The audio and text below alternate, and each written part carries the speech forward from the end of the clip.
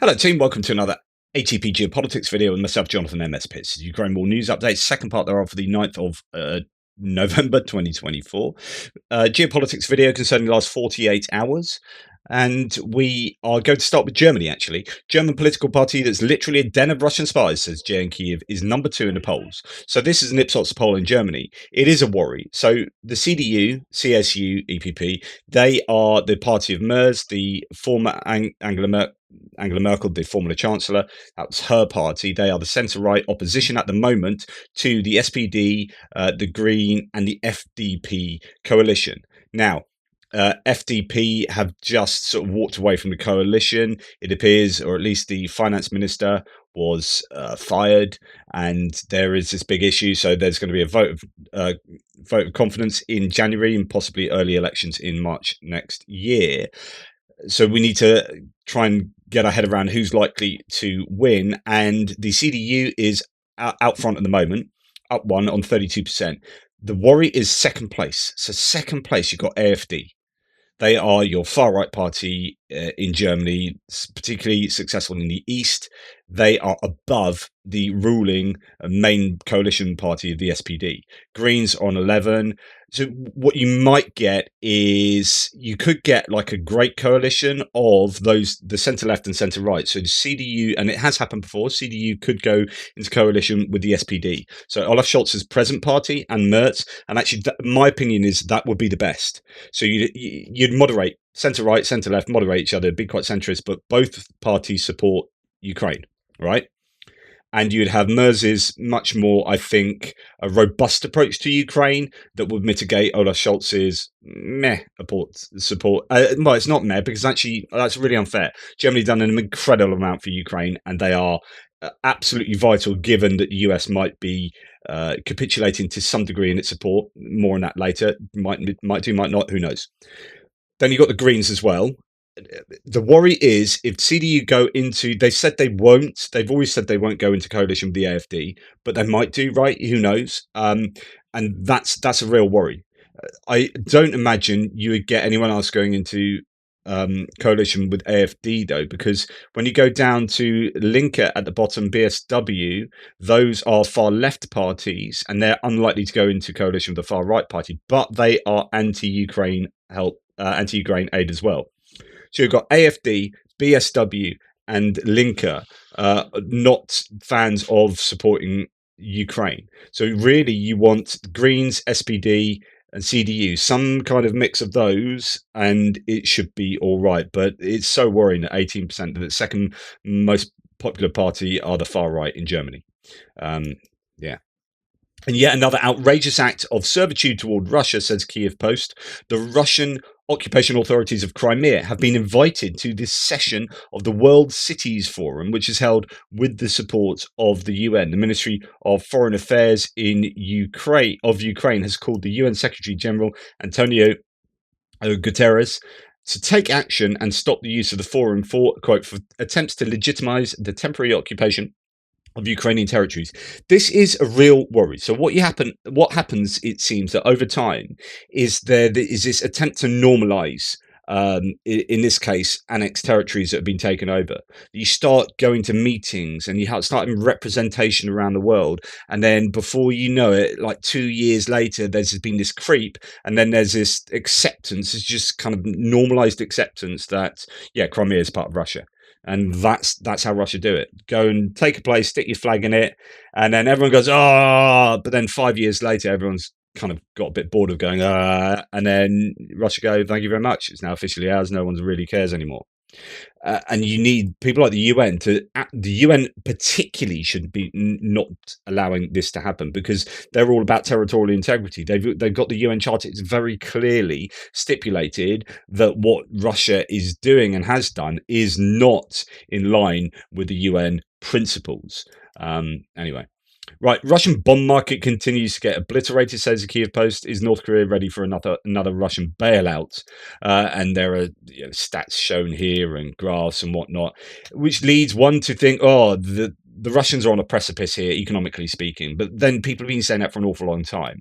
So Shashank Joshi here says, so basically, here's an example. All indicators point to Russia on the verge of economic collapse. If the incoming administration wants to rid the West, so this is the American administration, wants to rid the West of this terrorist state, it can do this in short order. Agree with the Saudis to drop the price of oil, and you wipe out Russia and the other state terrorist Iran. Okay, so the price of oil, if oil is at if the price of oil is low, then Russia fails to make money off oil, which means it's all as much money off oil, the required amount of money off oil, which is what it needs to do in order to sustain a war effort. Now, Biden's administration flooded the market with oil to keep inflation under wraps a little bit. And the US has been producing more oil than any other country in the history of the earth, which is kind of interesting that Trump says we're going to drill, baby, drill. It's like, no, you literally are drilling more than you've ever drilled before. There are some who state that he wants to drill even more. He wants to flood the market even more, get oil down. And actually, if that can happen, if there is spare capacity to drill even more, then that would keep prices down and would certainly help in the hammering of Russia economically. But alongside that, you have to keep the sanctions going. This is what I keep talking about. The biggest worry for me is the Trump administration lifts sanctions, economic sanctions on Russia and trade sanctions. Now, Shashant Joshi from The Economist says, I disagree that Russia's on the verge of economic collapse. I haven't met a single Western intelligence official who believes this on the basis of the evidence available to them. Russia has serious economic problems, but not short-term existential ones. I think it's a mix of both, right? I think there are real indicators that they're in an awful lot of trouble. The money is not flowing to the welfare state. Money is not flowing out into the regions. I think it is very volatile and quite brittle. But then they also have deep pockets, but they've also gone into their deep pockets. So their national wealth fund and their reserves have been absolutely raided. But they still have some left, and they still have obviously huge amounts of hydrocarbons. They just need to be able to sell those. And it's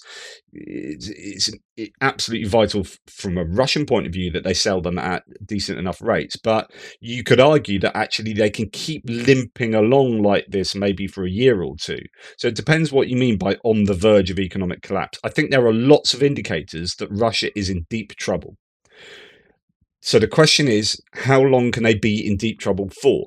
This is almost the same as the military discussion that we have on a daily basis, which they are losing this number of people, this amount of equipment. How long can they freaking do that for? It turns out they can do that for an awful long time because they're throwing in people and equipment, but it's hurting them to do so. It's really hurting them to do so militarily and therefore demographically and economically, right?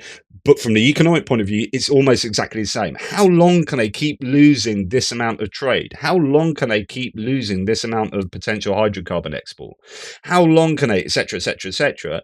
And it's amazing how long they can string it out, dipping into their deep reserves, not their deep reserves of stockpiles of artillery and stockpiles of infantry fighting vehicles, but the deep reserves of gold and the deep reserves of liquid assets and so on and so forth.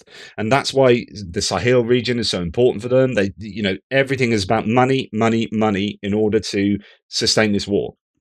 They run out of money, they can't do this war, and that's why the sanctions are so important. Honestly, the key for me. President Macron has spoke to Zelensky, the president of Ukraine, obviously, on the sidelines of the 5th European Political Community Summit in Budapest. Macron began by utterly condemning the deployment of North Korean troops, which is an unacceptable escalation and a further particularly serious internationalization of this conflict on European soil. Absolutely.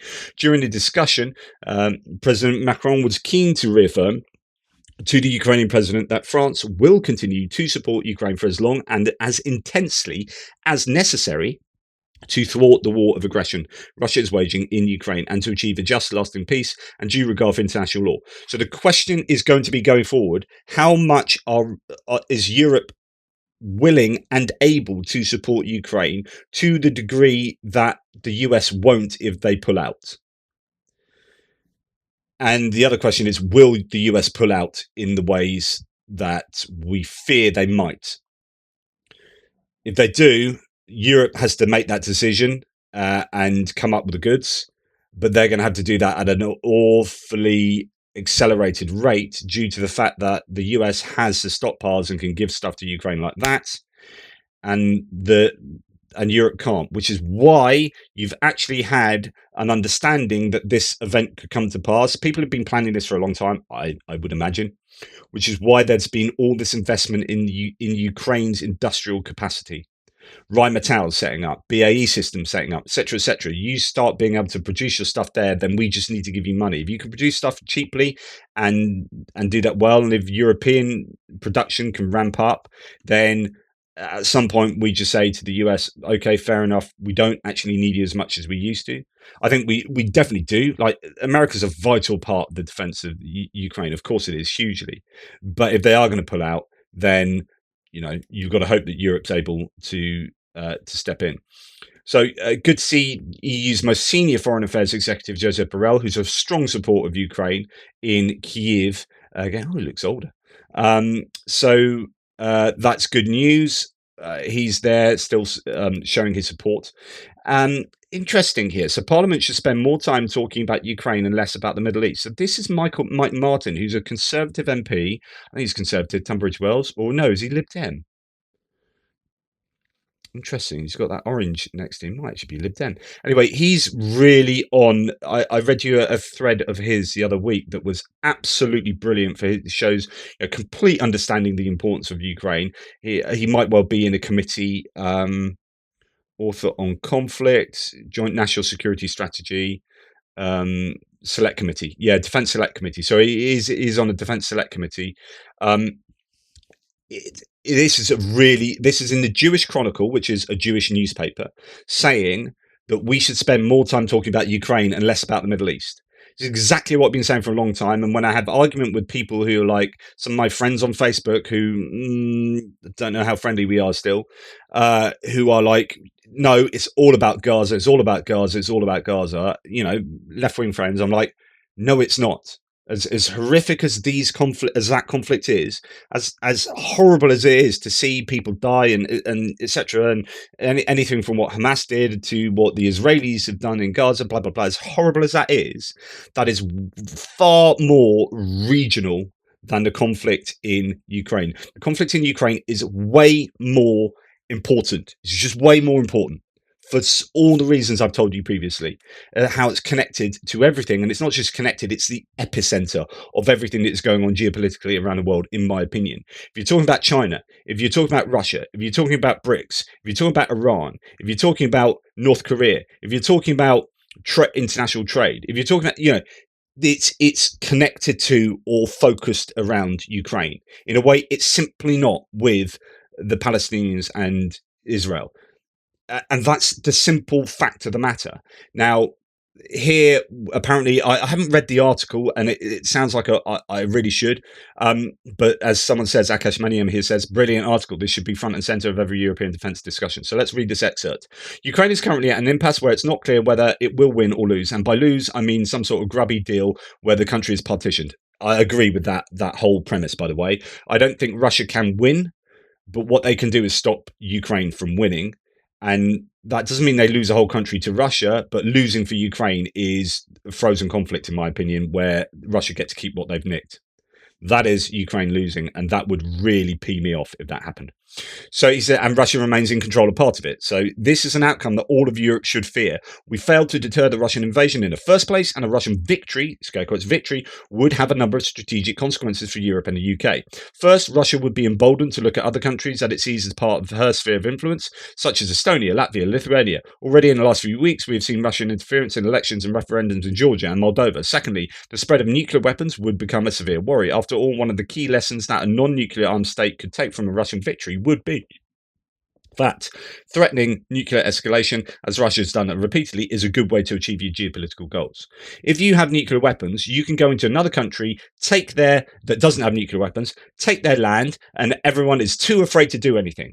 So we will shoot down drones and missiles that are Iranian coming from Iran because they don't have nuclear weapons. But we will not shoot down drones and missiles that are coming from Russia. In fact, they're Iranian drones and missiles, arguably, coming from Russia into Ukraine because Russia has nuclear weapons.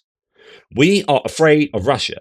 So that informs our anti-escalation stance, and then Russia gets away with doing what it wants. So then another country looks around and says, well, if we had nuclear weapons, we can do that as well. The power you have with that nuclear weapon arsenal is really problematic. So yeah, this is I really should read that whole article, but the principle that Ukraine is more important than the Middle East is, to me, I think, solid. Right, now let's move on to the US election and the impact that's having on in international diplomacy, which is happening apace already. Okay, so Trump's team are in phone calls with Ukraine, actually, with many people around the world, obviously. But I think there's some problematic discussions taking place. Right, the US will withdraw from the war in Ukraine after Trump officially takes office, said Orban a couple of days ago. He added that Europe will not finance Ukraine on its own. So that's Orban in Europe saying, well, okay, Trump's going to pull out, and then that will force Europe to step in, but we're not going to step in. So we have a problem. So if the US pulls out, as far as Orban is concerned, we've got an issue. Hungarian Prime Minister Viktor Orban called on the EU to rethink its Ukraine aid strategy following Donald Trump's election victory. We always knew this would happen if Trump was going to win.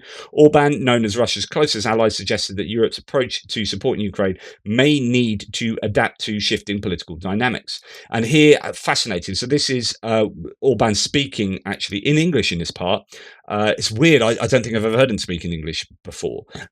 This is him talking at the Budapest EU summit.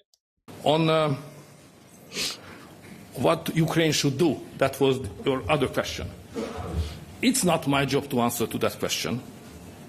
Ukraine is a sovereign country. Hungary is a sovereign country. What Ukraine will do, it's exclusively belonging to the Ukrainians. They decided to fight, and they fought heroically anyway. It's their decision to continue or not. The brackets to that, and what he said is good. So this is good. This is him being politically astute, right? Saying it's up to them. If they want to fight and they fought heroically, then they can fight. Brackets, but I'm going to make sure that we don't help them do that. So you're wonderfully heroic. Well done. If you want to attack, that's fair enough. We ain't going to help you, though, and so you're more likely to die. But if you want to do that, well done. It's that bracket bit that we don't hear him say here, but we know he's saying, which is that we're not going to help you, we're not going to fund you doing that. So what I'm doing, I try to isolate, if I say in that way, Hungary from the danger of the war and the possible getting worse situation which can have bad impact on Hungary. Understand the languages. President Charles Michel, you have the floor. I just try to explain to the president that, please, my friend, the time is not on your side. And I'm ready to help you to create somehow a ceasefire and then later on a bearable peace. I was rejected because the president said that, Victor, this is not my point. My point is, as president of Ukraine, that the time is on our side. I said, thank you, President, I can't do more. So what I have done after that, realizing that neither of the warring parties is ready to make a ceasefire, and both of them are convinced that the time is on their side, I continue my efforts to organize a kind of international climate as broad as possible to create a pro-peace climate around the war, and then to influence the warring parties that sooner or later they have to have a ceasefire and then some negotiations. What's really frustrating here is if you just listen to him without knowing all the other things he said, then you'd be like, this is this sounds great. I like what you're saying here, Victor. It sounds really plausible. I'm creating a climate whereby, okay, you think time's on your side, you think time's on your side, you both don't want to stop this war, which is actually different to what JD Vance has been saying, which is they both want to stop, they both want peace now. No, they don't. They do want peace, but they want peace in a way that's suitable for each of them, and that means that right now they don't want that because there's no way that it's going to be suitable for either of them. So JD Vance's interpretation, I think, is problematic. But here you got Orban saying, "Look, I want to create this climate whereby we're influencing them towards peace, because they are as far as themselves are concerned, they are not, wanting to do that, or they don't feel they're ready for that. But we need to move them towards that. What he's not telling you is that, I'm doing that by forcing them to the negotiating table, by not allowing the EU to provide them any assistance, and that therefore benefits Russia. And actually, this will force the climate will force them to negotiate in a way that benefits Russia and not Ukraine. So be really careful about, snake oil salesmen when they are giving you nice sounding words to say, all I'm doing is creating this climate whereby peace. And if you keep hearing peace, if you're someone that thinks, this war should end, if you don't really know that much about the Ukraine war, and you think, this war should end, and you hear someone like him speak, and you're like, that's absolutely, yeah, of course. That's good. Hungary are doing a real good job, aren't they? Yeah, it's Hungary. Viktor Orban sounds like he really wants what's best for Ukraine. No. He wants what's best for Russia, and what you need to know is what he's not telling you in this speech, but he's told you everywhere else. And to restore communication. So that's what I have done. I would never dare to say what should be done to the Ukrainians. Their country, their future, their life, sovereign country.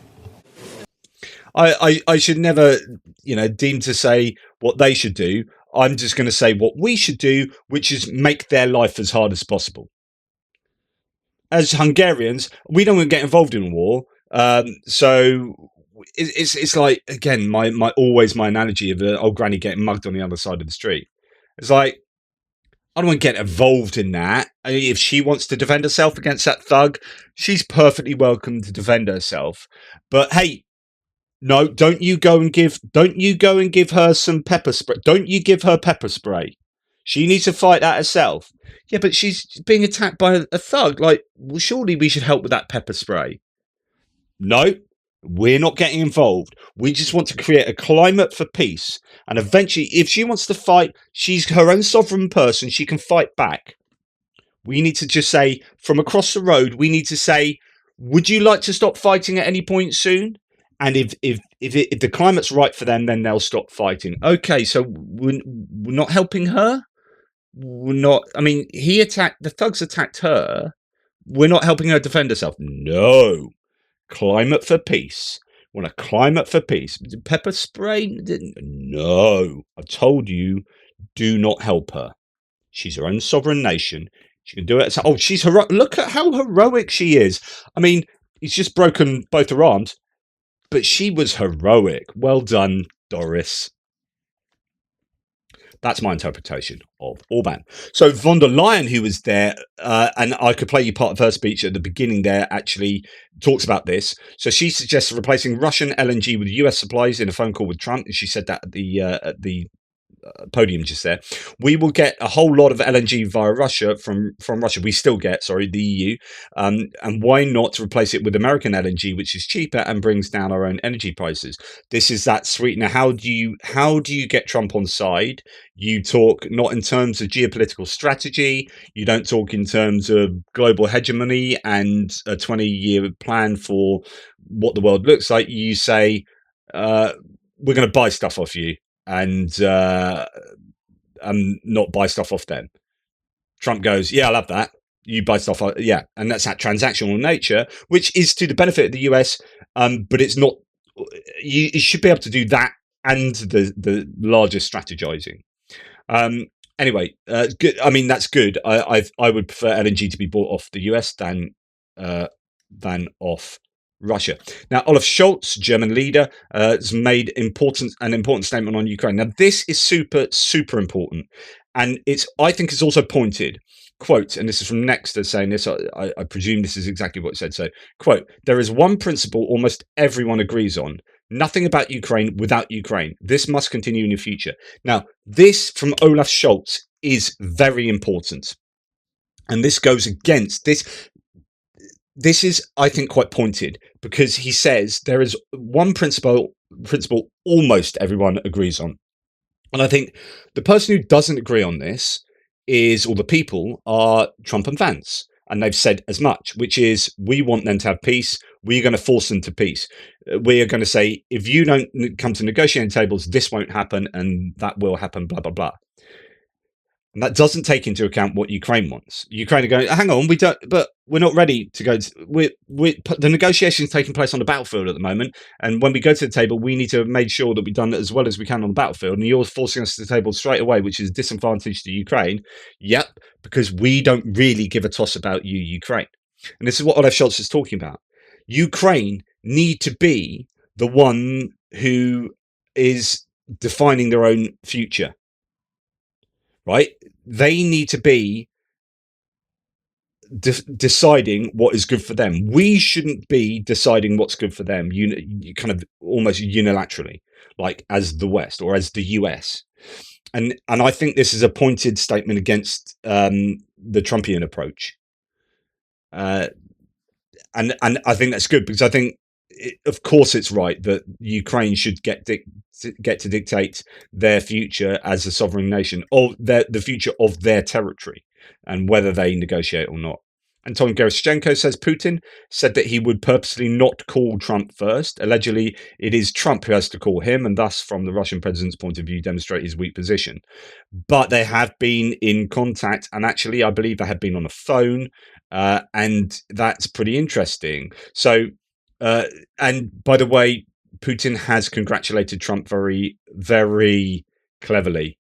Talked about Trump's strength and the assassination attempt, and not just the strength of the image and his reaction, but just in general, blah, blah, blah. He's playing into Trump's hand. He is playing Trump, I think, by talking about Trump in these strongman kind of ways and saying how wonderful Trump is exactly what Trump loves to hear. He loves to hear that. And Putin knows that. He absolutely knows it. He's already played Trump like a marionette in 2018 in Helsinki. He'll do it again.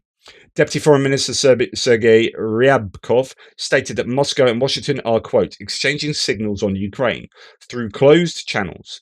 He added that Russia is ready to listen to President-elect Trump's proposals on resolving the war with Ukraine. This is interesting, although they've also stipulated that if it involves anything to do with support for Ukraine, sort of militarily or whatnot, then they're not up for it. So they're saying just enough that it's almost like they are reeling the West in, or they're reeling the US in. They're giving just enough to Trump for Trump to say, look, I told you we go, yep. But actually they won't go the whole hog. At least that's how we understand it. Now, this is the most worrying thing I'm going to tell you all day, which is those phone calls that the US have been involved with Russia already, like the Trumpian phone calls. Elon Musk has been on the phone. He's been on the line. Elon Musk, who is pro-Russia, anti-Ukraine. Elon Musk, who has been involved in the war and has changed his mind on Ukraine and done a 180 shift in the wrong direction, is the person arguably behind what's going to be going on in Ukraine with peace negotiations, possibly enforced peace negotiations. This is exceptionally worrying. Shashank Joshi says this bodes badly. So his opinion as defense correspondent for The Economist, and I respect Shashank Joshi a lot, I totally agree. This bodes badly. Elon Musk joined a Wednesday phone call between President-elect Donald Trump and Ukrainian President Volodymyr Zelensky, said 4 people familiar with the matter. What the frick? He's not even got an official. He's just an oligarch. He's just a billionaire. And he's involved in international diplomacy already between Ukraine and the US. Every day I think I don't think I could like Elon Musk any less, and then I end up doing. Right, Petr Pavel, who is on the money, great guy. He's the president of Czechia. He's former NATO. He's a realist as well with regard to the war in Ukraine.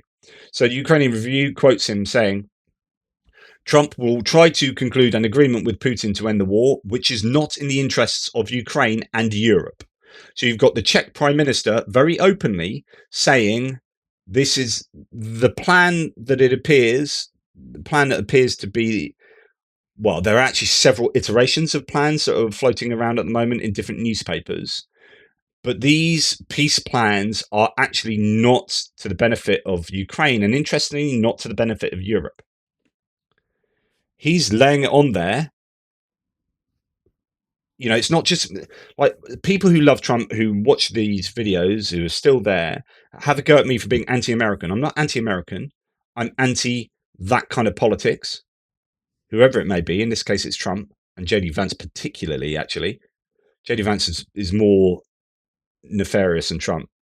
It's not just me. You've got the president of Czechia who's got good form, who knows his onions, and he knows NATO, and he knows defense, and he knows the Ukraine war. And he was behind the Czech initiative to get all part of the team that's got that together. He's telling us this is not good for Ukraine or Europe, the Trumpian agreement, or what might be the Trumpian agreement. Start the military support was slow, and this allowed Russia to advance in Ukraine, despite all the problems with commanding support that it had then.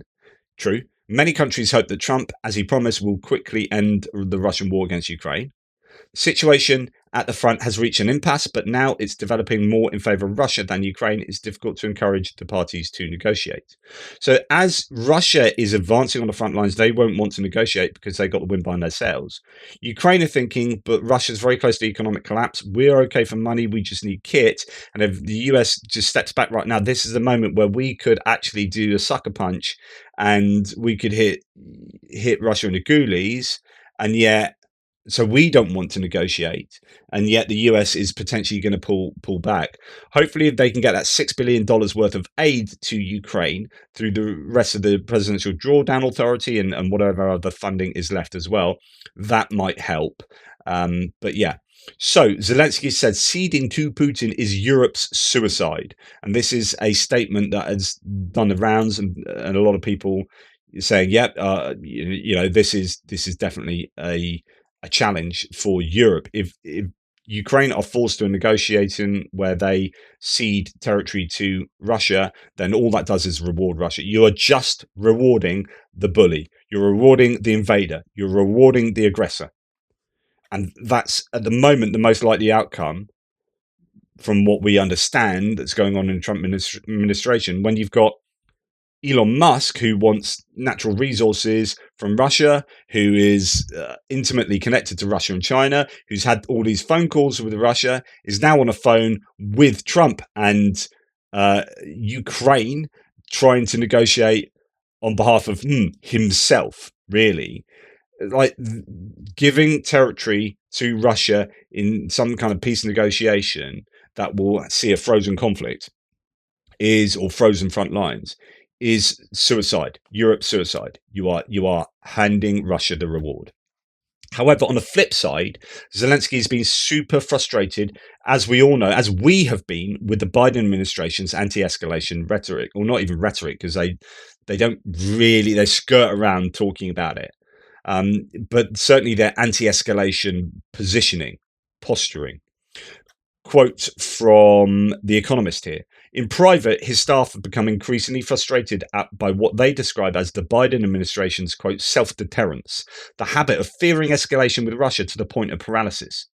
I've talked about this a lot and used the word paralysis. There is this paralysis, that not wanting to do anything because of the fear of nuclear war. So the one hope, there's a scale of possibilities, a spectrum of possibilities as to what might happen with Trump and Ukraine and Russia.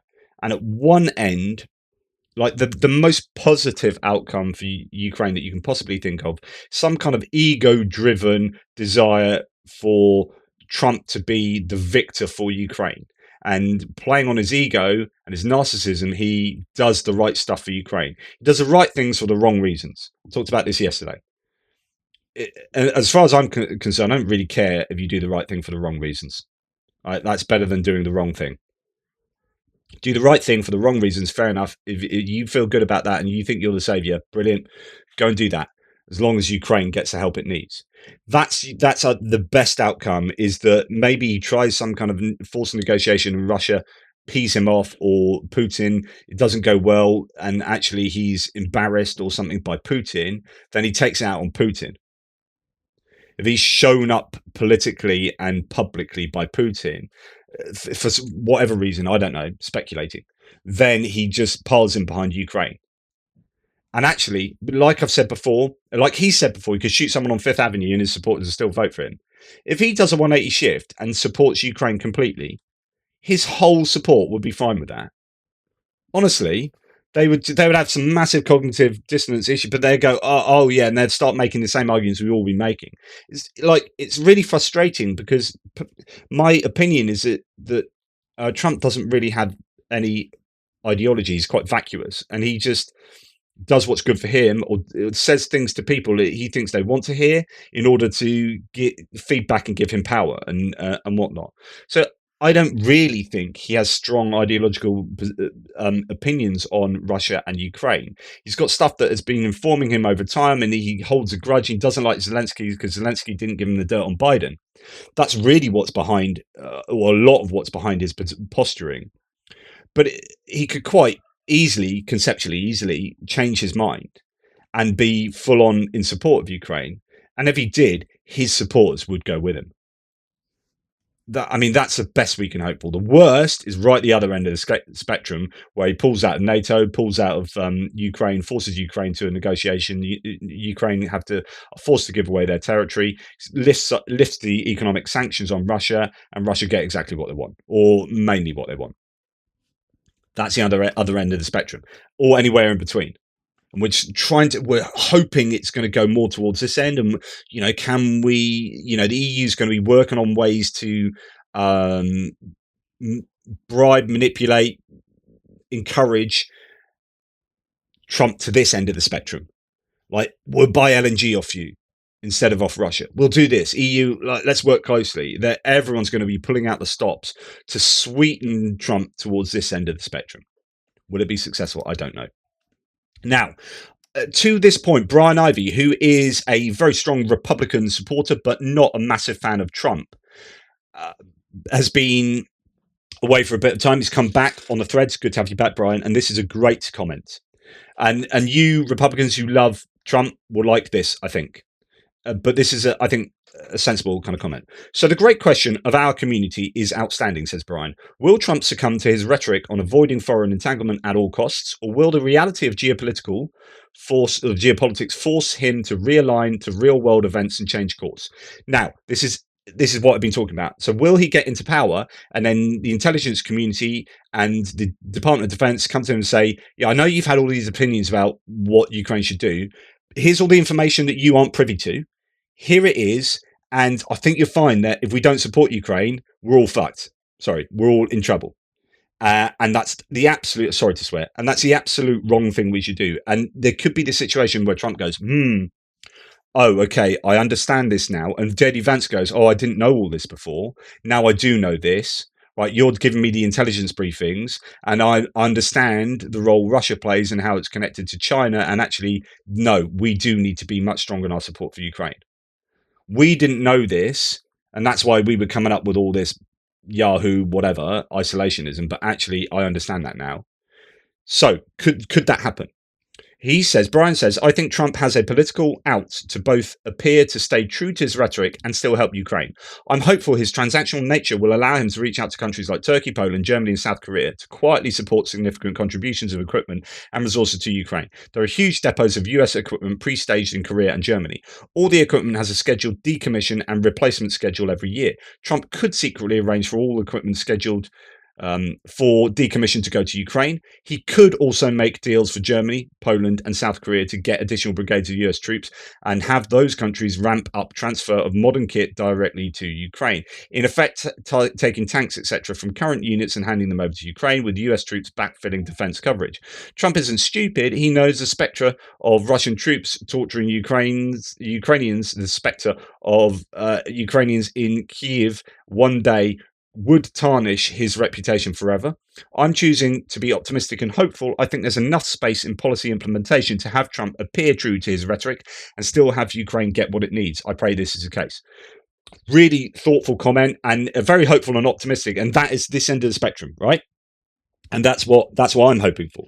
This could end. It's not all doom and gloom for Trump taking over. There are potential outcomes that could benefit Ukraine, and there are even potential outcomes that could certainly benefit Ukraine more than had Biden kept in charge. My hope was that, and we'll never know now, we will never know, but my hope was that Harris was going to come in, Philip Gordon was going to be a national security advisor.